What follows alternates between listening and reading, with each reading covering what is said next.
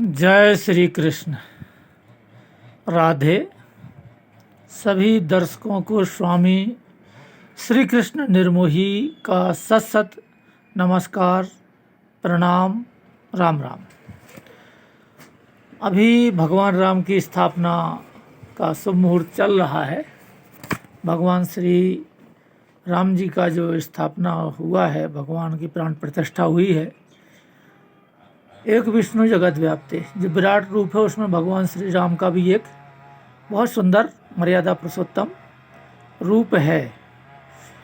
अब क्या है कि हर मनुष्य को, जो भी मनुष्य है इस पृथ्वी पे, वो सभी अपने गुणों के आधार पर भगवान राम को और कृष्ण को अलग अलग विवेचनाओं में ले जाते हैं और करते हैं विवेचना। स्वामी श्री कृष्ण निर्मोही जो है, आप भी स्वामी श्री कृष्ण निर्मोही है। मैंने कई बार 15-20 वीडियो बनाने के बाद मैं एक ज्ञान का वीडियो बनाता हूँ जो आपको शायद श्री कृष्ण तक ले जाए, पर ब्रह्म तक आपको ले जाए। जो प्रकृति है ये 3 गुणों से बटी हुई है, सत, रज और तम। सतोगुण, रजोगुण और तमोगुण। सतोगुण में देखो, अभी सब लोग पूरे भारत देश के ही नहीं बल्कि वर्ल्ड के और दूसरे देशों के सिख संगत भी, जो सिख लोग, कई लोगों ने बोला सिख अलग हैं हिंदू अलग हैं, लेकिन हिंदू से ही सिख निकले हैं। और आज सिख लोग भी बहुत बड़ी संख्या में पहुंच करके अयोध्या में श्री राम का प्राण प्रतिष्ठा महोत्सव में लंगर लगा रहे हैं। और सिख वर्ल्ड में 1 नंबर पे हैं, पूरे भारत देश में नहीं, वर्ल्ड में सिख लंगर लगाने में, सेवा करने में, सिमरन करने में और युद्ध भूमि में, लड़ाई के मैदान में भी सिखों का बहुत बड़ा योगदान है। तो मैं यही कहना चाहता हूँ कि देखो, जीवन कोई, आप जो सोचते हो कि जीवन कोई समस्या है, जीवन एक समस्या नहीं है, ना जीवन कोई परिस्थिति है।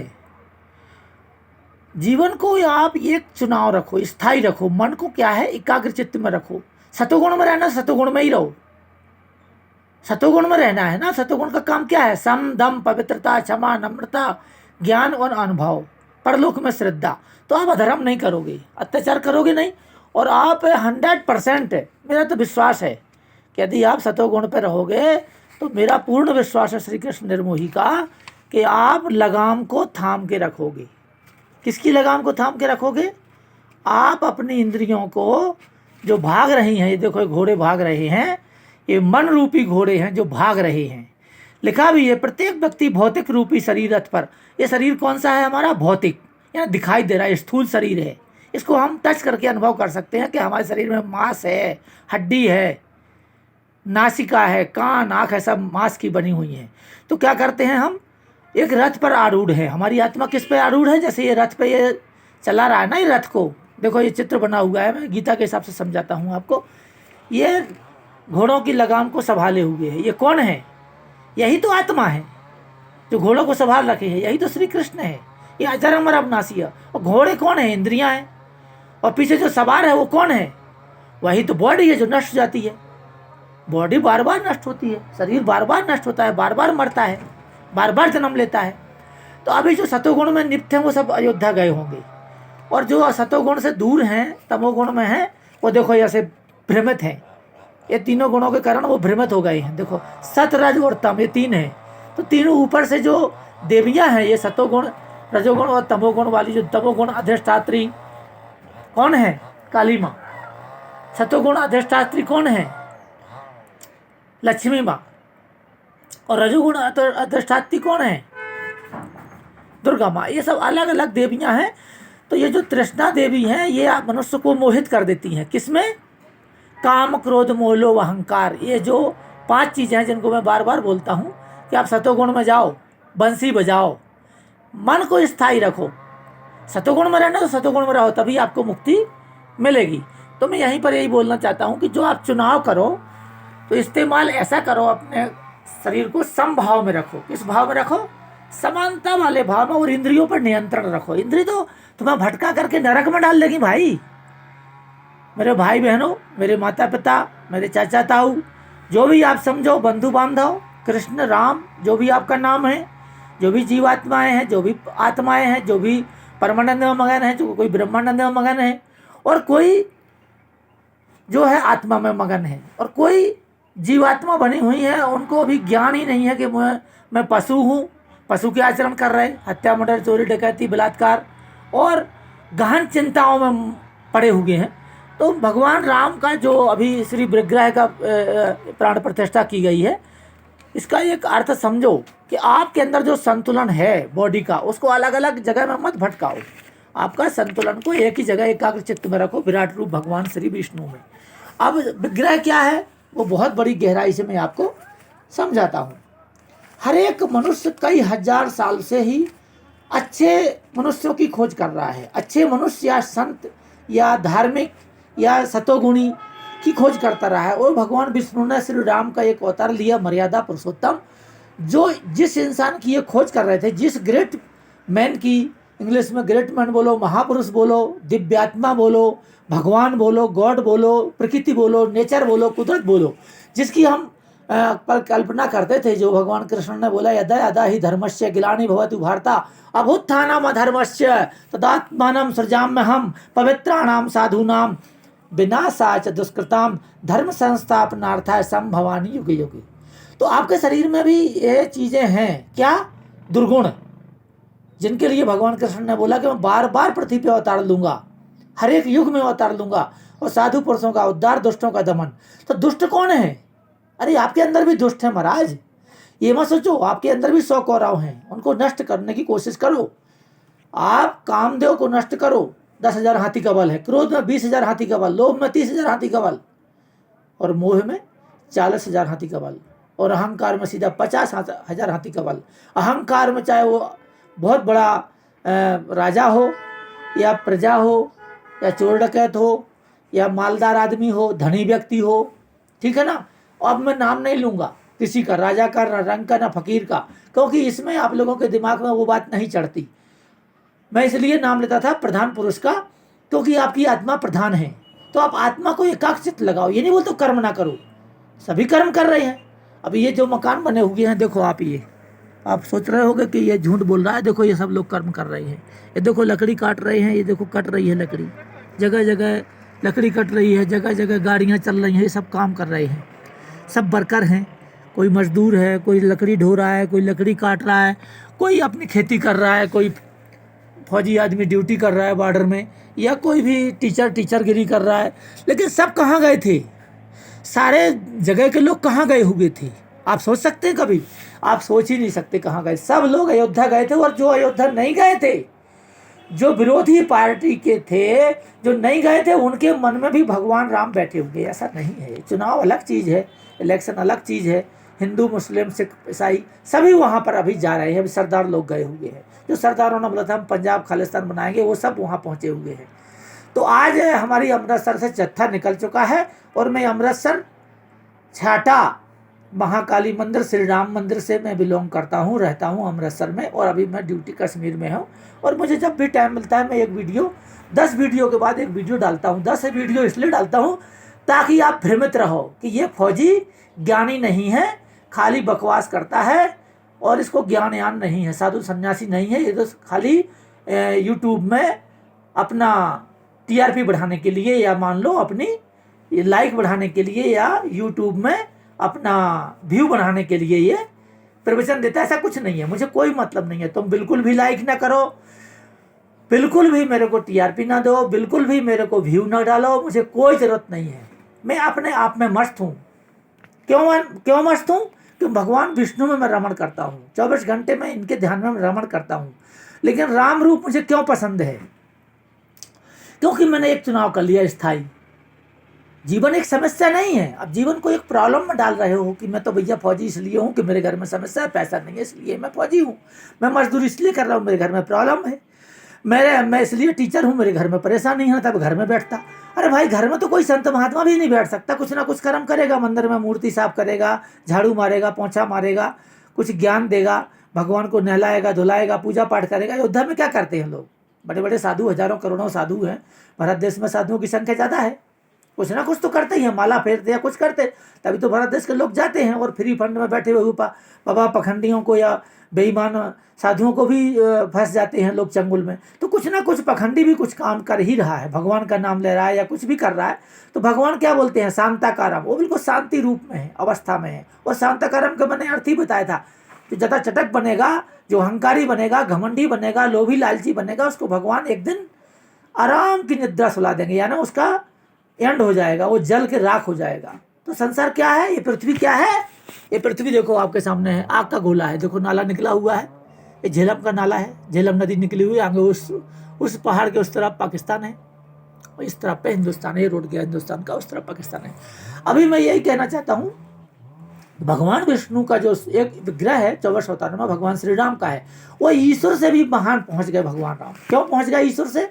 विष्णु भगवान ने, जिसको नारायण आदि पुरुष बोलते हैं, उन्होंने एक अवतार लेकर के, जो वृंदा नाम की स्त्री थी, जो तुलसा बन गई है, इसके पति जलंधर मारे नहीं मरते थे, तब इन्होंने उनका पति विरुद्ध धर्म नष्ट किया था। तब से वो उन्होंने श्राप दिया था वृंदा ने लक्ष्मी जी के सामने कि आपके हस्बैंड ने ऐसा किया मेरे साथ, मेरा पति विरुद्ध धर्म नष्ट किया, तब जलंधर की मृत्यु हुई थी। जो भगवान शंकर ने जलंधर जी को पैदा किया था समुद्र से और इंद्र से लड़ने को भेजा था, वही जलंधर की पत्नी वृंदा पतिव्रता थी, अपने पति के अलावा किसी को नहीं देखते। तो भगवान विष्णु ने उसके साथ में पतिव्रत धर्म नष्ट करके जलंधर का वध किया था। भगवान का काम है, यदा ही धर्मस्य, जो बोला है मैंने संस्कृत शब्द, कि जब जब धर्म की हानि होगी, धर्म की वृद्धि होगी, तब तक मैं, हे भारत, मतलब हे अर्जुन, भरत नाम किसका है? भरत नाम भारत देश का है। तो भारत देश में कौन पैदा हुआ था? अर्जुन। तो हे भारत, जब जब धर्म की हानि होगी, अधर्म की वृद्धि होगी, तब तक मैं साधु पुरुषों का उद्धार, दुष्टों का दमन करने के लिए हर एक युग में प्रकट होऊंगा। तो अब देख लीजिए आप, तो वृंदा का सतत्व नष्ट किया। तो भगवान राम क्या थे? उनका एक विग्रह 24 अवतारों में एक ऐसा विग्रह है, सतयुग के बाद त्रेता में भगवान राम ने अवतार लिया, तो ऐसा विग्रह है कि उस विग्रह में, उस रूप में, उस सुंदरता में, उस भगवान के जो सतोगुणी रूप में मर्यादा का बहुत पालन किया गया। सब राजाओं की 3-3, 4-4 रानियां थी, दशरथ जी की भी 3 रानियां थी, लेकिन भगवान राम ने जब सुहागरात हुई, सीता जी के पास जाते हैं, माता जी के पास, तो भगवान प्रभु राम, मेरे परम पिता परमेश्वर यही बोलते हैं, क्या बोलते हैं कि हे सीते, आज मैं तुम्हें बहुत बड़ी भेंट देने वाला हूँ। सीता बोली कोई सोने का हार होगा, या मोतियों का हार होगा, या कोई चांदी होगी, या कोई मणियों की माला होगी। लेकिन भगवान राम ने एक ही बोला कि हमारे कुल में एक नहीं 3-3, 4-4 रानियां होती थी, लेकिन मेरे जीवन में सिर्फ एक ही रहेगी, सीते, ओनली सीते, यानी सीता तुम्हारे अलावा दूसरी कोई स्त्री नहीं आएगी। इसलिए भगवान राम को परम पवित्र पुरुषों में श्रेष्ठ माना गया। ये कोई साधु महात्मा नहीं बताते, ये तो साले फालतू की बातें करते रहते हैं, जो बकवास वाली बातें। सत्य बात यह है कि भगवान राम में मर्यादा इतनी ज़्यादा थी कि उन्होंने कभी अपनी पत्नी के अलावा किसी को नहीं देखा। तो अभी हम क्या कह रहे हैं, एक मन से चुनाव करो आप स्थायी, आपके कोई जीवन एक समस्या नहीं है। मैं अभी तो फौज में हूँ, देखो इतना ठंड में, बरसात में, धूप में, 58 की उम्र में बॉर्डर पे खड़ा हूँ और 24 घंटे श्री हरि विष्णु का ध्यान करके भगवान का भजन करता हूँ। तो जीवन एक समस्या नहीं है, ना ही कोई संभावना, ना कोई परिस्थितियाँ है कि आपको जीवन में एक प्रकार की आपको प्रॉब्लम समझ के जीवन जियो। जीवन का एक चुनाव कर लो, क्या है, सतोगुण बनना है कि रजोगुण में रहना है, धन संपत्ति में पागल रहना है कि भगवान में पागल रहना है। सत्य धर्म पे, तो ईमानदारी, honesty is the best policy, character is the best all best, इसमें पागल रहना है।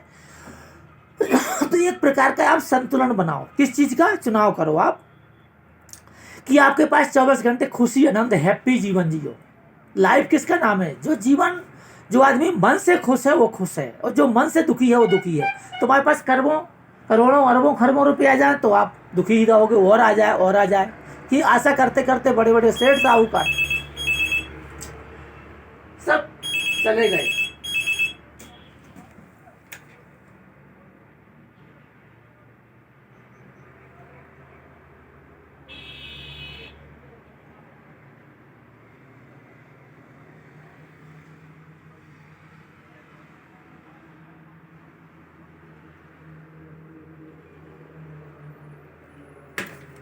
तो इस तरीके से जो मैं नॉलेज और ज्ञान देने वाला हूँ, वो यही ज्ञान देने वाला हूँ कि आप एकाग्र चित्त रखो, ध्यान से, धर्म से, सत्य से, न्याय से, honesty is the best policy से, करेक्टर इज़ द बेस्ट से आप अपने जीवन को बहुत बेस्ट बनाओ, बहुत धार्मिक बनाओ, बहुत सत्य पे ले जाओ, और आपके द्वारा किसी का बुरा ना हो।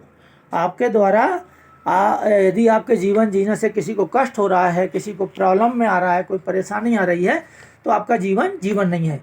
तो आप हर समय हैप्पी रहो, और जब आप हर समय खुश रहोगे तो क्या होगा, आपके जीवन में निरस्ता या त्रुटि या कोई टेंशन नहीं रहने वाला। आप हर समय खुश रहो। राम मंदिर के बारे में जो आपकी सोच है वो 500 साल से ये सोच है।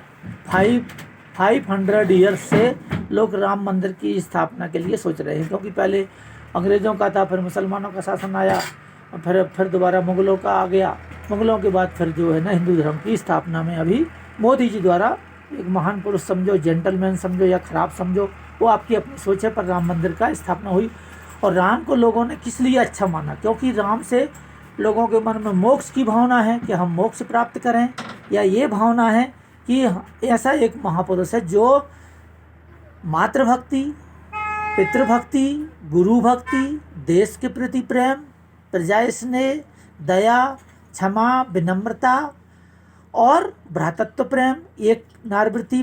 तो इस प्रकार से राम में 8 गुण थे, इसलिए राम मंदिर की स्थापना हुई। और राम मंदिर के बारे में लोगों का सोच इसीलिए अच्छा हुआ कि राम जैसा बालक हर घर में पैदा हो, या राम हमारे जीवन का एक आधार है, और राम हमारे जीवन को मोक्ष प्राप्ति करके देंगे, और राम हमारे जीवन में एक सुखद अनुभूति, एक अच्छा जो राम राज था, जो किसी जीव को परेशानी नहीं हुई।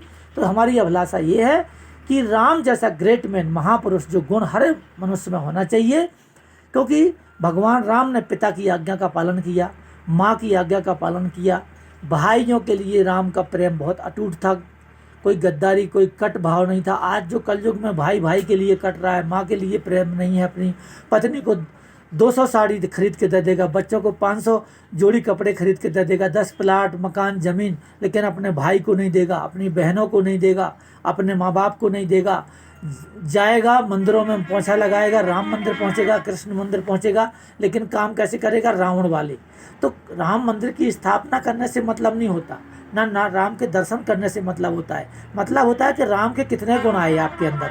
यदि राम के एक भी गुण आपके पास नहीं है तो ना तो आपको मोक्ष मिलने वाला है और ना राम आपकी तरफ देखने वाले हैं। तो मैं हर बार यही बोलता हूँ कि आपके पास क्या होना चाहिए, सभ्यता, संस्कार, ऐसे गुण जो बिना किसी दबाव के, बिना किसी के कहने से आपकी आत्मा के अंदर मानवता के गुण हो। मानव नंबर 1 है, मानव प्रकार के मनुष्य वे हैं जो तुम्हारे पास है, स्त्री, पुत्र, धन, संपत्ति, ऐश्वर्य, आनंद तुम भोग करो, ना मैं तुम्हें कष्ट दूं, ना तुम मुझे कष्ट देना। ये है मानवता। दानवता ये है जैसे भगवान रावण है, किसी का छीन लेना, दुख दे के, कष्ट दे के, परेशान करके, या उसको मर्डर करके, या हत्या करके, या दबाव दे के, जैसे सब देश के राजा लोग कर रहे हैं। सब देश के राजा कौन है आजकल, मंत्री, अफसर, IAS IPS। तो जैसे ये दबाव दे करके गरीब जनता को चूस करके, लूट करके, परेशान करके सुख ले रही हैं। तो इस प्रकार का राम का नेचर नहीं था। राम का नेचर क्या था, समभाव, समा दमा सोचा, शांति राज में ऊंचा, ज्ञान विज्ञान मास्तिकम, ब्रह्म कर्म स्वभावजम, समदम, सब में समान भाव देखते थे वो। ये नहीं कि भाई जो हमारी पार्टी में आ गया या राजा का जो चापलूस है उसको तो सब चीज़ मिलेगी, जो चापलूसी नहीं करेगा उसको नहीं मिलेगी। समान भाव रखना, समदम, इंद्रियों का दमन करना। ये नहीं कि अभी हमारी पार्टी में कोई आ गया तो चाहे वो चोर है, बदमाश है, बलात्कारी है, हत्यारा है, मर्डर करने वाला है, बेईमान है, उसको भी हम शरण दे करके उसको शुद्ध बना दें, ऐसा नहीं है, गलत है। तो इसी का शरीर के अंदर भी यही चीज़ें हैं कि आप जाते हो राम मंदिर या अयोध्या जाते हो तो बहुत खुशी की बात है, पूरा भारत देश जा रहा है, हर जगह उसके राम की जय जयकार हो रही है। लेकिन राम उसी को देख रहा है, ओनली किसको देख रहा है, जिसने अपने भाई, बड़े भाई को इज्जत दी, जिसने अपने बाप को इज्जत दी, जिसने अपनी माँ को इज्जत दी, जिसने बहनों से प्यार किया, जिसने परिवार से प्यार किया, जिसने समाज के लोगों को दुख नहीं दिया, जिसने पड़ोसी को तकलीफ में सहायता करी, जो दूसरों के लिए बना है, जिसके जीवन जीने से दूसरे लोग जीवित हैं या दूसरे लोग आश्रित हैं या दूसरे लोगों को सुख मिल रहा है, उसी का जीवन श्रेष्ठ है। ऐसा जीवन तो कुत्ता कौवा भी पालन कर लेता है। कहीं से रोटी खा लिया, ये चोरी करके खा लिया, कहीं छिनारी करके खा लिया, बेईमानी से खा लिया, तो कुत्ता कौवा भी अपने बच्चों को और खुद को पाल लेते हैं। वो जीवन श्रेष्ठ नहीं है। तो सभ्यता, संस्कार, केवल राम में ही ऐसे सारे गुण थे, इसलिए राम इज़ ग्रेट। और देखो सबसे बड़ी बात है आपके अंदर जो विष भरा हुआ है, जो मैं प्रवचन देता हूँ हिंदी में दे रहा हूँ, संस्कृत में नहीं दे रहा हूँ, जो विष भरा हुआ है, ईर्ष्या का, द्वेष का, घृणा का, जलन का, आपके अंदर कितनी सारी चीज़ें हैं जो गंदगी आप निकालते हो। जब एक विष पीने से, छोटा सा विष खा लो सांप का या कोई छिपकली का या गिरगिट का, कोई भी ऐसा विष जो शरीर में काट देता है, कोई भी ऐसा विषैला कीड़ा, सांप ही, तो वो आदमी, एक आदमी मर जाता है। तो जब विषय, जो जिसका नाम है विषय, जो विषय होते हैं ना, विषय क्या है? काम क्रोध मोह लोभ, ये विषय है। इच्छा करना, मुख से बोलना, किसी ने गाली दे दी उसको दिमाग में रखना, इसने गाली क्यों दे दी, अरे किसी ने जीभ से तुम्हें स्वाद लेना, मीठा है, ये खट्टा है, चटपटा है, ये मीठ है, ये मांस है, इस प्रकार की जो 9 रस हैं उनका ध्यान करना। तो जो विषय है ना, वो विष से बहुत ही खतरनाक है। विषय विष से बहुत ही खतरनाक है। केवल एक विष खाने से मनुष्य मर जाता है, तो विषय तो कितने मनुष्यों को नष्ट कर देता है। ठीक है ना? तो विषय यह काम क्रोध मोह लोभ अहंकार, इच्छा, कान में सुनना, आंखों से देखना, तो आंखों से देखने से मोह पैदा होता है। चमक दमक में मत भागो, कीड़ा जितना ही चमक दमक में बरसात में भागता है, बिजली से चिपक चिपक के, तेल के दीपक से चिपक चिपक के मर जाता है, या बिजली के पोल खंबे से या बिजली की लाइट से चिपक चिपक के कीड़े मर जाते हैं। तो कीड़ा मत बनो, तो विषय से दूर रहो। ठीक है? पूरा ब्रह्मांड किससे दूषित हो रहा है? विष से। अब विष किस चीज़ का है? हर मनुष्य के अंदर ईर्ष्या, द्वेष, घृणा, जलन, इतनी जलन ईर्ष्या है जैसे करोड़ों जन्मों तक हम इस मृत्यु लोक में ही रहेंगे, हम तो अमर हो चुके हैं। अरे भाई मत करो ऐसे। विष से अधिक विषय दुखदाई। यहाँ कुछ भी स्थायी नहीं है। सब कुछ जो दिख रहा है तुमको, ये बहुत ही नाशवान चीज़ें हैं, इसका सब नष्ट होने वाला है। और आदमी का तो 1 मिनट में ही श्वास आई, अगली श्वास आएगी कि नहीं। तो इस प्रकार की बुरा भावनाएं और गंदी सोच दिमाग पे हावी ना होने दो। अभी क्या बोला गया? भजे मन राम चरण सुखदाई, जिन चरणन से निकीली सुरसरी, जिन चरणन से निकीली सुरसरी, शंकर जटा समाई। भजे मन राम चरण सुखदाई, सोई चरण अंगद गहलीन। मतलब भगवान राम के जो चरणार बिंदों में जो ध्यान रखता है, उसको राम के गुण जरूर से जरूर आना चाहिए। अपनी माँ की भक्ति करो, अपने पिता की भक्ति करो, अपने भाई बहनों को बहुत प्यार से रखो, और समुद्र बनो, नाले की तरह मत बनो। नाला 4 महीना में सूख जाता है, बरसात में तेज बहता है और आदमी को बहा के भी ले जाता है नाला। लेकिन समुद्र में क्या है? सब नाले नदियाँ सब इकट्ठे होके समा जाते हैं। कलकत्ता में जाओ, बंगाल में, मैं बंगाल में भी ड्यूटी किया हूँ, कलकत्ता गया हूँ, जहाँ करदम ऋषि और अपना कपिल मुनि, गंगा सागर, वहाँ गया हूँ। तो हमने क्या देखा? वहाँ पर सारी नदियाँ समुद्र में मिला जाती हैं। तो मनुष्य के अंदर बहुत ही गंभीर समुद्र की तरह गहरा अथाह रहना चाहिए। और छोटी छोटी बातों पे झगड़ा, कोई बस में जा रहा है तो मैंने झगड़ते हुए देखा, मैं फौजी हूँ, जाता रहता हूँ छुट्टी, झगड़ते देखा, मारते देखा, ट्रेनों में झगड़ते देखा, रास्ते में दुकान पर खड़े वहाँ भी झगड़ते देखा। किस लिए झगड़ा कर रहे हो? स्थायी शरीर है ही नहीं। छोटी छोटी बात पर झगड़ा करना, गालियाँ देना, अपनी बीवी को मारना, और उसके पेट में बच्चा है, लात मार रहे हो, घूंसा मार रहे हो, फिर बच्चा पैदा होता है तो बोले काना पैदा हुआ, कुबड़ा पैदा हुआ हैं, या बीवी को तरसाते हो, मारते हो, पीटते हो, फिर बोला बच्चा ज्ञानी पैदा नहीं हुआ, हंसमुख पैदा नहीं हुआ, सुंदर पैदा नहीं हुआ। तो ये सब तुम्हारे कुकर्मों का फल है।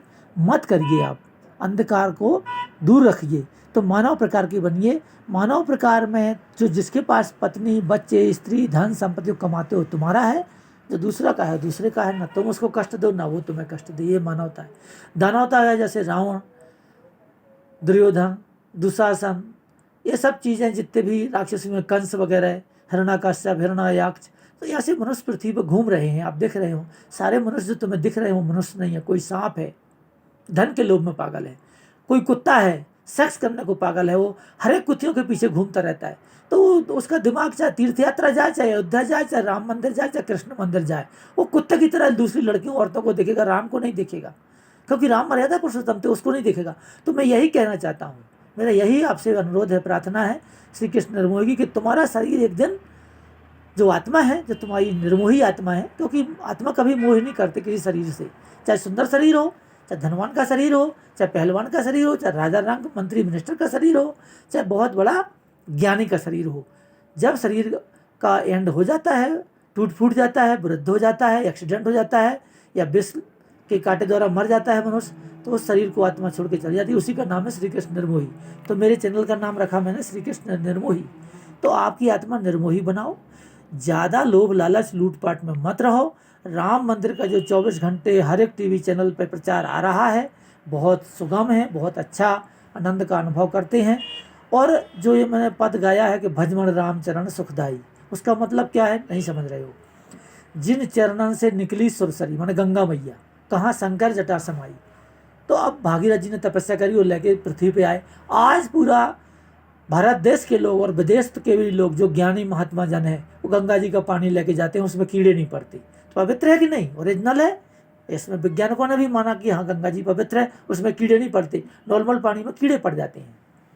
तीसरी चीज़, गंगा जी में सब लोग टट्टी करते हैं, पेशाब करते हैं, धोते हैं। किसी भी नदी स्नान में देखा होगा आपने, पेशाब लेटरिन मलमूत्र करते हैं और क्या करते हैं, हड्डियाँ डालते हैं, कपड़े धोते हैं। लेकिन गंगा जी पानी पवित्र ज्यों का त्यों रहता है। तो पानी की तरह आप भी पवित्र रहो, आपके शरीर में पानी की मात्रा है, ठीक है ना। जल है कि नहीं आपके अंदर। पृथ्वी पर लोग लेटरिन मलमूत्र त्याग करते हैं, खोदते हैं, लेकिन पृथ्वी हमें क्या देती है, फल फूल देती है, खाने को अन्न वस्त्र देती है। सब कहाँ से पैदा होता है, धरती में। तुम्हारे शरीर में पृथ्वी तत्व है। आकाश को देखा होगा, वर्षा करता है, मेघ आते हैं। तो इस प्रकार से आपके शरीर में आकाश तत्व भी है। उसके बाद अग्नि में देखो, कुछ भी चीज़ डाल दो आप, हवन डालो, घी डालो, दूध डालो और मुर्दा शरीर डालो, कुछ भी डाल दो, वो जल के भस्म हो जाता है। तो आपके शरीर में अग्नि भी है जो अन्न को पचाती है, ठीक है ना। प्राणवायु, व्यान वायु और उदान वायु और समान वायु, ठीक है ना। तो इस प्रकार की 3 प्रकार की अग्नि आपको बराबर आपके शरीर में है। ये भगवान राम का ही प्रताप है, भगवान विष्णु का ही प्रताप है। एक विष्णु जगत व्याप्ति, नाभि कमल से ब्रह्मा, ब्रह्मा से सृष्टि और सृष्टि भर खत्म हो जाती है, फिर दोबारा नाभि कमल उसी ब्रह्मांड में। तो ये विश्वरूप जो है, जिसके अनेक हाथ पैर मुख और आंखें हैं, सर्वत्र फैलाए हुए, जिसका कोई अंत नहीं है। तो ये क्या है, यही विराट रूप भगवान श्री राम का विग्रह रूप है, जो अभी अयोध्या में स्थापित किया। तो ये है, तो हम यही कहते हैं कि